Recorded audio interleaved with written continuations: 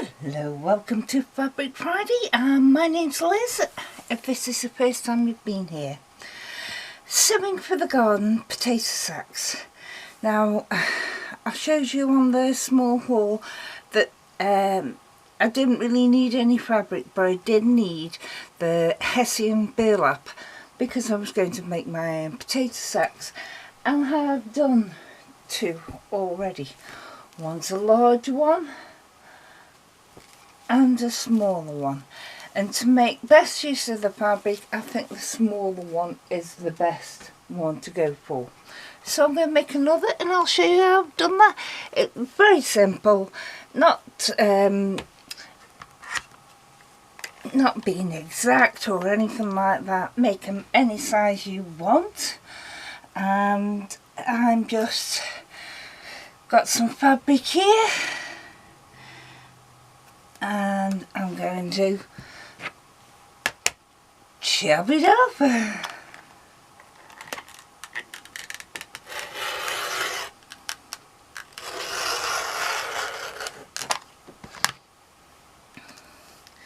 So it unravels so fast, it's unbelievable. You could serge these edges and would help it a lot, but my serge is not working at the moment because it needs rethreading and I can't easily do that, so I've got to wait until Lurch can do it for me. But if you haven't got a serger, you can do what I'm doing, which is a small zigzag on my sewing machine, and I'll take you over there now.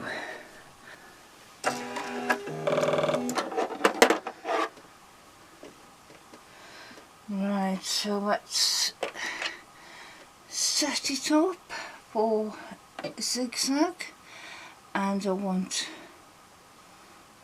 it small.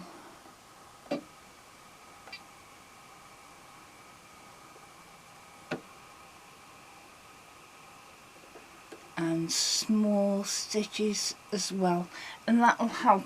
You can do a zigzag at the sides. I'm not going to bother.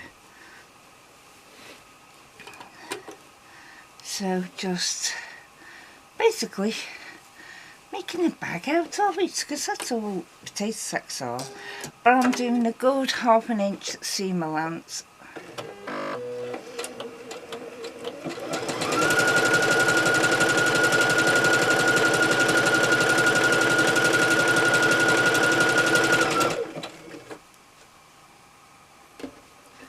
Same as with normally when you're sewing strips together or a bag.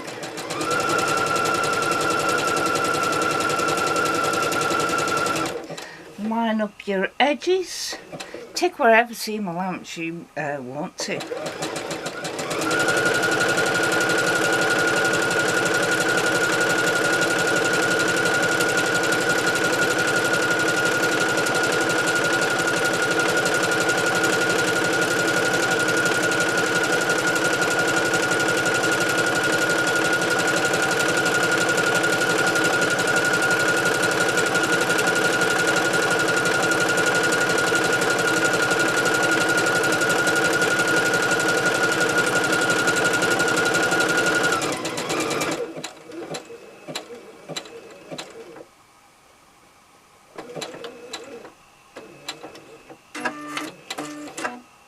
So there, it's taken a while because they're small zigzag stitches, but that's what I think this project will need.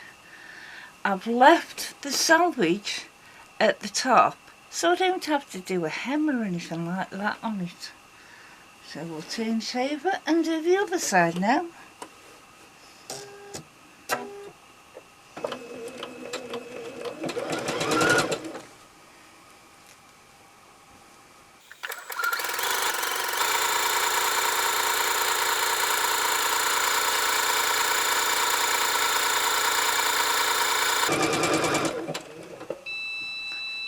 My bobbins just ran out.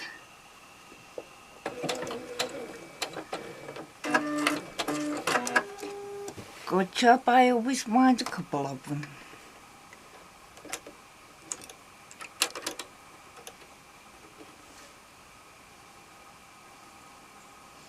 The only time I would wind just one bobbin, or even half a bobbin, is if it's a specific colour I needed.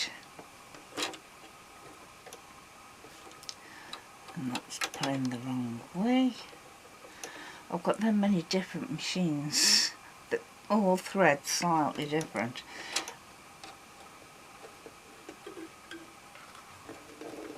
That's it. I also apologise now for the colour and condition of my nails, because I've been side shooting my tomatoes and they stain around my nails. But hey ho, that's what you have to deal with. Let's finish this side off.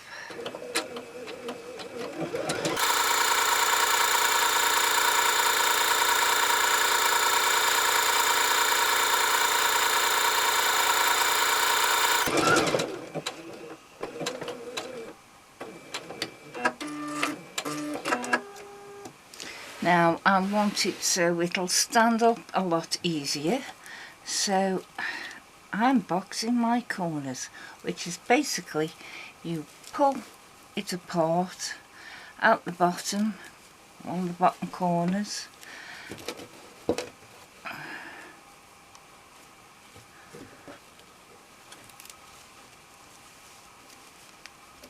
You can do it from either side. I'm doing it from the bottom. I'm not taking a tape measure to it or anything like that, because they're just going to hold potatoes until I use them for cooking.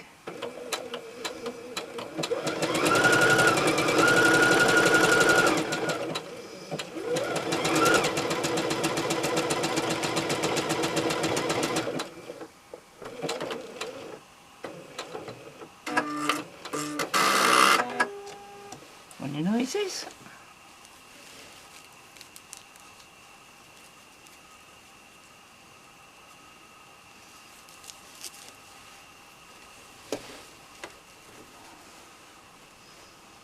And to have them roughly the same size, I do line it up with a specific point on the plate at the bottom.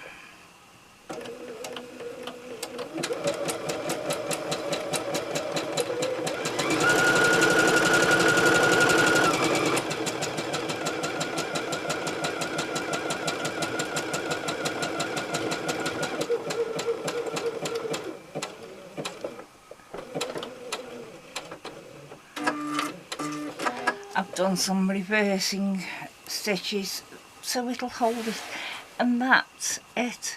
Now that's your box corner. You don't have to turn it right way out, but I am.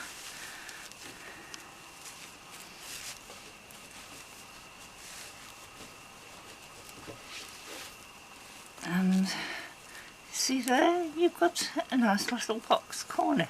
As I say, it doesn't have to be brilliant, exact, measured or anything like that, because it's just holding potatoes and maybe carrots as well. Big, great big long thread. Where it started to fray, but that's it. You don't need handles on it or anything. You could string put a piece of fabric along it so you can put a cord in it, so then you'll be able to pull it together.